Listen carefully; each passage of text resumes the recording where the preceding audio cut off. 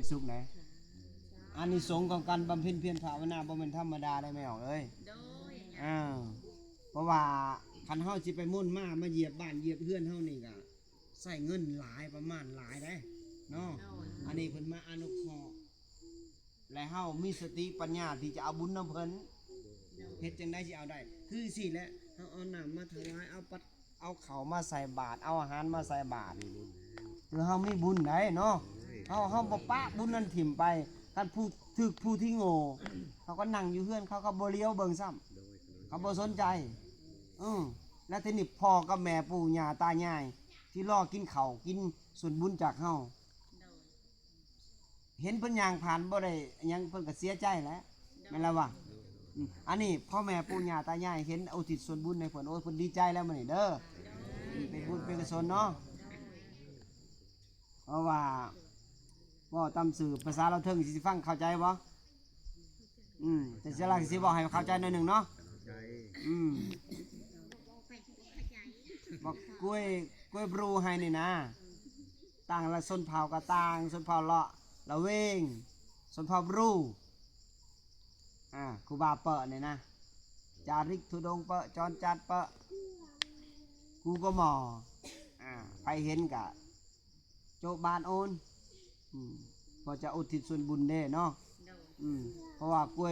ยบรูให้ในตารางบนตารางบาปดังทิศจาจะกระมัวจะกระปวนจะกระลำจะกระจีดไม่ให้ช่างได้มีแต่ยั่ว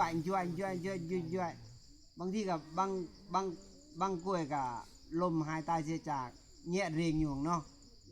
แต่ว่าดังบนตารางเราตารางบุญคุณของกตัญญูก็ต้องตาวิธีต้องพ่อต้องแม่บางคนก็บูชาอย่างเลยว่ายากภาษาเราเทิงกันได้เนาะนี่แหละเขาจังว่าให้ฮู้จักบุญคุณของพ่อของแม่ตอนเพิ่นมีชีวิตเขาก็ดูแลเพิ่นนึ่งข้าวเป่าไฟซักผ้าฮู้จักกตัญญูกตเวทีตอนเพิ่นตายเขาก็เฮ็ดผ้าเข่าผ้าหน้าอุทิศส่วนบุญให้เพิ่นถึงจะเป็นลูกกตัญญูกตเวทีได้ท่านผู้ใดเคยด่าพ่อด่าแม่เคยบอกให้พ่อให้แม่ผู้นั้นจะบ่ได้ขึ้นสวรรค์มีทางเดียวที่ขอขมาพ่อขมาแม่เด้อถ้าไผเฮ็ดผิดวัยรุ่นเฮานะแต่งกันหากาปีนเพิ่นขอโทษเด้อพ่อเอ้ยแม่เอ้ยรู้เฮียนหู้เท่าบ่ถึงการลูกบ่ฮู้ว่ามันสิขัดขวางทางขึ้นสวรรค์บาปใดคันต่อไปปุ๊บเจ้าบ่เฮ็ดลูกเจ้าเห็นเจ้าเฮ็ดกับพ่อกับแม่ลูกเจ้าเฮ็ดกับเจ้าคือกันพันเท่าเลยได้มันตอบแทนเจ้าได้เพิ่นได้สูบยามาเตะเจ้าใส่หยังก็บ่ได้เล่นเกมเซยเจ้าห้องใส่มันนอนเซยมันบ่ได้สนใจเจ้าซ้ำเพราะเจ้าเคยเฮ็ดคำกล่าวลาวกับพ่อกับแม่เจ้าก่อนแม่นบ่ลูกเจ้าเลยตอบแทนเจ้าได้เพราะฉะนั้นเฮาดูแลพ่อกับแม่เฮาอายุสั้นน้อยเดียวนึง บ่ฮอด100 ปีเฮาดูแลเพิ่นเทวดาเพิ่นก็มักเพิ่นก็ฮักเจ้าเป็นหยังมาเพิ่นก็ซอยคอยสู้เจ้าบัดเจ้าสิตายเขาเพิ่นก็ซอยเจ้าบัดเจ้าสิเงินสิหมดบ่มีหยังขาดเพิ่นก็ซอยเจ้าดูแลเจ้าเขาเอิ้นว่าพระรักษาเทวดาคุ้มครองถ้าผู้ใดผู้จักบุญคุณกตัญญูกตเวทีต่อพ่อต่อแม่ผู้จักครูบาอาจารย์มาจังซี่ปึ๊บเคารพคารวะมากราบมาไหว้มาถวายน้ำบ่มีหยังน้ำขวดหนึ่งก็เป็นบุญอาหารในสงฆ์บ่ประมาณบ่ได้ที่เฮาได้ต้อนรับคณะจาริกธุดงค์เด้อบ่ว่าอยู่ไสคันเห็นผ่าเรื่องแหละให้พวกเจ้านั่งลงนบมือสาธุบ่มีหยังก็นั่งนบมือก็ได้บุญอย่างมากมายมหาศาลแล้วบ่จำเป็นต้องจกเงินใส่ดอกเด้อแค่นบมือซื่อๆก็ได้บุญแล้วเห็นผู้อื่นเขาเฮ็ดดีในบ้านเฮาในเมืองเฮานี่ก็สาธุเด้อผู้เจ้าเฮ็ดดีขอโมทนาสาธุนำอันนั้นก็เป็นบุญมากมายมหาศาลคำว่าบุญเด้อบ่แม่นว่าเฮาเห็นเขาเฮ็ดดีแล้วเฮาไปอิจฉาเขาไปเครียดเขาไปอาฆาตเขาไปพยาบาทเขาย่านเขาได้ลื่นได้เรืออย่าสุเหตุ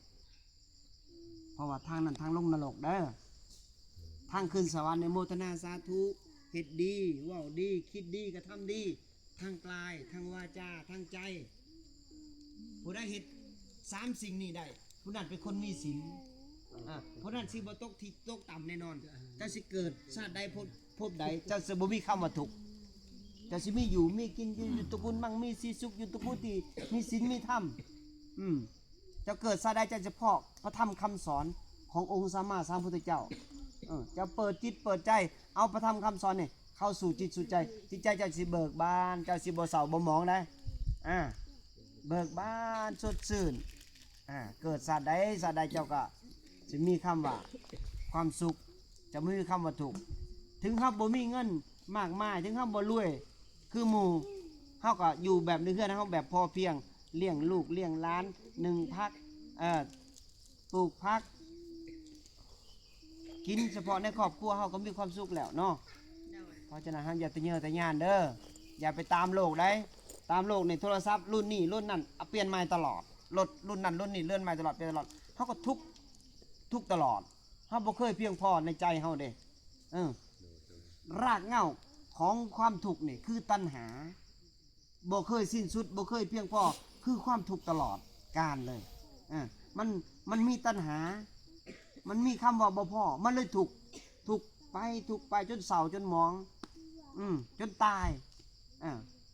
เห็นบอกแม่น้ำสมุทรมันบ่เคยอิ่มพ้นตกเท่าไรก็ได้บ่เคยเต็มจักเถื่อจิตใจคนคือกันมีแต่ความอยากมีแต่ความโลภมีแต่ความหลงบ่เคยเพียงพอมันเลยเฮ็ดให้เฮาทุกข์เกิดซะได้ก็ทุกข์คันบ่พอแล้วเป็นเปรตได้เป็นเปรตเป็นม่านเกิดเป็นเปรตทรมานได้คันเฮาหยุดว่าคำว่าพอเนี่ยหยุดตัณหาเลยเฮาจะมีความสุขเบิกบานเฮาจะเกิดอย่างน้อยๆเฮาเป็นโซดาบันหรือเป็นเทวดาคันกราบได้ชาตินี้เฮาบ่เป็นเทวดานะเฮายังจมนรกได้โยมพ่อโยมแม่เฮาต้องติดโซดาบันไว้ก่อนอย่างน้อยๆ7ชาติเฮาจะหลุดพ้นเฮาจะพอไปทำคำสอนตลอดถ้าเฮาชาตินี้เฮาบ่เป็นโซดาบันบ่เป็นเทวดาโอ้ยลำบากแล้วทางง่ายๆหนึ่งทางไปเป็นเทวดาเด้อสิบอกให้เด้อเจ้าคิดดีก่อนเจ้าเว้าดีกระทำดีเรื่องสั่วๆเอาถิ่มมันไปมันบ่แม่นของเฮามันพาเฮาลงนรกเรื่องโลภมากโลภาเรื่องอาฆาตพยาบาทเบียดเบียนทางลงนรกเฮาบ่เอาตอนนั้นเฮาเว้าดีคิดดีกระทำดีเฮ็ดดีไม่ถึงที่สุดในชาตินี้เฮาบ่เอาหยังเฮาเอาแต่อริยทรัพย์เฮาเอาแต่บุญเพราะว่าชาตินี้เอาหยังไปบ่ได้มีแต่บุญเพราะว่าเกิดมานี่ได้ให้ได้นาได้งัวได้ควายได้เฮือนได้ซ่านที่พ่อแม่เฮาป้าให้เฮาเนาะและสิ่งนี้บัดนั้นแล้วเฮาตายกับป้าให้เฮาป้าให้ลูกให้หลานต่อกันเฮาบ่เอาอริยทรัพย์คือการรักษาศีลบำเพ็ญเพียรภาวนาเอาส่วนบุญนี่เข้าสู่จิตสู่ใจจะไปสู่สุคติได้เนาะเพราะฉะนั้นให้เฮาฮู้จักบาปบุญคุณโทษเด้อโยมพ่อโยมแม่เนาะคนเราเทิงเฮานี่ยากเด้ยากมีแต่ม่วนมีแต่ซื่นโอ้ยบอกเพราะว่าจุงทางไปขึ้นสวรรค์นี่ไผๆก็บ่มักแม่นบ่มันบ่มีม่วนเด้มันมีแต่อิ่มปีติแต่เจ้าบ่เคยลิ้มรสชาติมีแต่หาเงินมาซื้อกินแล้วก็เต้นพอลำนั่นม่วนชั่วข้าวบ่ฮอด100 ปีก็ตาย แต่ว่าม่วนทั้งศีลทั้งธรรมนี่100 ล้านปีได้พ่อใหญ่จะทุกข์นี่100 ปีนี่แต่จะไปมีความสุข100 ล้านปีข้างหน้าได้ศาสนามีจริงเด้ออดีตศาสตร์มีจริงศาสนาคือมื้ออื่นมีบ่พ่อใหญ่มีบ่มื้ออื่นมีบ่มื้ออื่นมื้อฮื้อมีบ่ปีหน้ามีบ่ศาสนาเจ้าก็มีจริงแม่นบ่บางคนบ่เชื่อเลยโอ้ยตายแล้วก็แล้วไปโตเจ้าสิเว้าจะเบิ่งดูพอเฒ่านี่เฒ่าแล้วยังได้แม่นบ่แน่ตายชาติหน้าก็มีจริงชาติหน้ามันก็ต้องไปต่อเอายังไปวะนี่ก็เอาส่วนบุญที่เจ้าเฮ็ดนี่แหละแม่นบ่เงินเจ้าบ่หามันก็หมดบุญคือกันข้าเจ้าบ่หาเจ้าก็หมดคือกันจะไปต่อบ่ได้มันจะหมดเด้แม่นบ่จะสิเติมน้ำมันไปสวรรค์เขตก็ไปบ่ได้บ่มีเงินอันนี้คือกันทางโลกเขาใส่เงินซื้อกินแต่ทางไปสวรรค์เนี่ยเขาใส่ส่วนบุญเด้อพ่อใหญ่เด้อเพราะฉะนั้นเฮารักษาศีลบำเพ็ญเพียรภาวนาเด้ออยู่เฮือนเฮาบ่ต้องเฮ็ดหยังหลายแค่เว้าดีคิดดีกระทำดีสอนลูกสอนหลานให้ฮู้จักบาปบุญคุณโทษเด้อ เพราะว่าเฮาเป็นผู้หลักผู้ใหญ่ในบ้านในเมืองเฮาต้องเอาพระธรรมคำสอนของพระพุทธองค์เนี่ยไปสอนลูกสอนหลานบ้านเมืองเฮาจะอยู่เย็นเป็นสุขเด้อสาธุ อ่า